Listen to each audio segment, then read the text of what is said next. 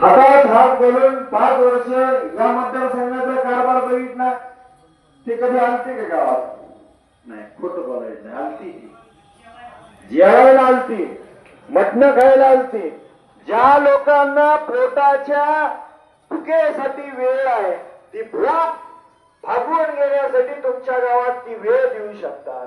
पण माझ्या बळीराजाचा, माझ्या वंचित दीनदलित घटकाचे अडीअडचणी समजून घेण्यासाठी, प्रश्न समजून घेण्यासाठी या लोकांना वेळ नाही.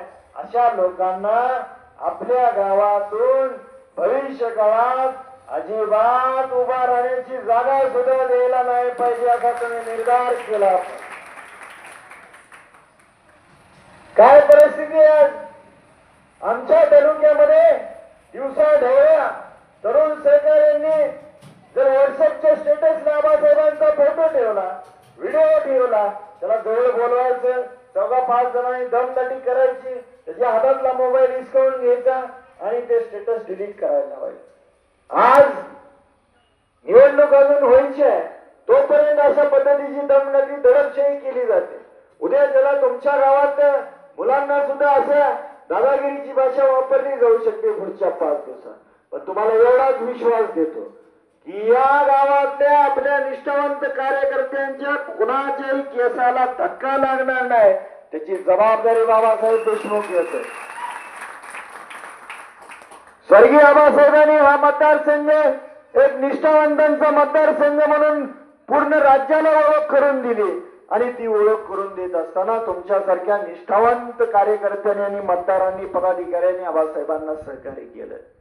आज काय परिस्थिती आहे आपल्या या मतदारसंघाची? सांगोला म्हणलं की लोक हसतात, वाईट वाटण्यासारखी गोष्ट आहे, शर्मेची बाब आहे. पण जी निष्ठा स्वर्गीय आबासाहेबांनी 60 वर्ष जपली, जो महाराष्ट्राचा स्वाभिमानी विचार आहे, शिवशाहू फुले आंबेडकरांचा विचार आहे, तो 60 वर्ष मागच्या 60 वर्षामध्ये स्वर्गीय आबासाहेबांनी जपला. आणि ही लढाई आपली स्वाभिमानी विचाराची लढाई, निष्ठेची लढाई.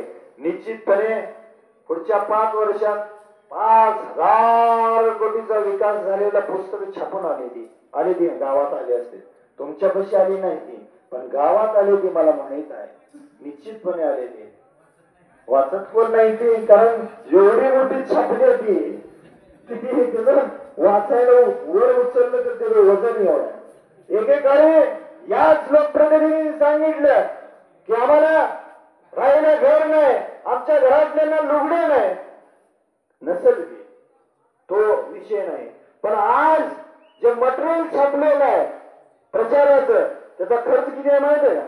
4 कोटी नुसता प्रचाराचा मटेरियलचा खर्च. आलं कुठनं पैसे? हे तुमच्या आमच्या खिशात वरबडलेले पैसे, त्याचं तुम्हाला गणित सांगतो. सकाळी उठल्यानंतर आपण दात घासतो, दात घासण्यासाठी ब्रश आणि टूथपेस्ट वापर केला जातो. किराणा दुकानामध्ये आपण ते विकत घ्यायला गेल्यानंतर त्या ब्रश वरती, त्या टूथपेस्ट वरती सरकारने जीएसटीच्या माध्यमातून टॅक्स आकारलेला आहे. सकाळी उठल्यापासून रात्री झोपेपर्यंत ज्या ज्या वस्तू आपण वापरतो, कपडे वापरतो, मोबाईल वापरतो, अजूनही इतर काही गोष्टी वापरतो, ज्या दुकानातून आपण ज्या ज्या वस्तू खरेदी करतो त्या प्रत्येक वस्तूवरती सरकारने टॅक्स लावलेला आहे. या आपण सर्वजण शेतकरी बांधव, जी शेतीसाठी लागणारे अवजारे, जी शेतीसाठी लागणारे बी बियाणे, औषधे, फवारणीची औषध असतील, प्रत्येक गोष्टीवरती सरकारने टॅक्स लावलेला आहे.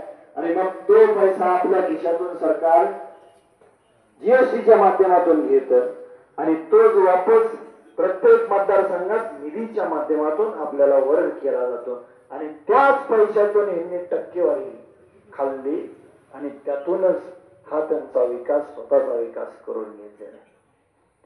मला सांगा, या 5 वर्षात तुमच्या गावात किती कामं झाली?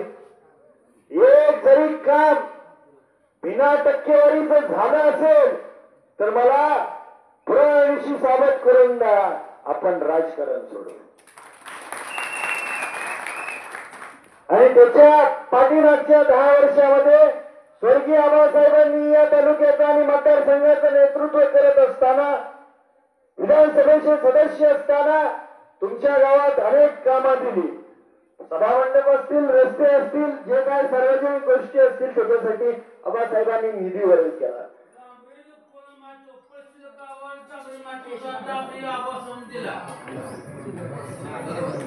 निश्चितपणे तुम्ही सांगताय ती गोष्ट बरोबर आहे, पण ही कामं आणि निधीच्या माध्यमातून पैसा वर्ग केला गेला. एक काम दाखवा किंवा एक ठेकेदार दाखवा ज्यांनी सांगावं की आबासाहेबांनी कामाच्या माध्यमातून निधी वर्ग केल्यानंतर काहीतरी मागणी केली. आज आपल्या गोरगरीब गरजूवंत मराठा समाजाच्या आरक्षणाचा अस्मितेचा प्रश्न आहे. ज्यावेळेस मनोज दादा अंतरवाली सराटी या ठिकाणी वर्षभर उपोषण करत होते, दोघं भेटायला गेली का मला सांग, खऱ्यानं सांगा. नुसती त्या मनोज दादांची विचारपूस करण्यासाठी सुद्धा यांना वेळ मिळाला नाही. आणि ज्या वेळेस आचारसंहिता चालू झाल्या त्यावेळेस पळायला लागली पाठिंबासाठी. बाबासाहेब देशमुखनं काय केलंय हे तुम्हाला मला सांगायची गरज वाटत नाही. महाविकास आघाडीचा आपण एक घटक पक्ष आहे आणि महाविकास आघाडीचं 23 तारखेनंतर या राज्यामध्ये सरकार येणार आहे.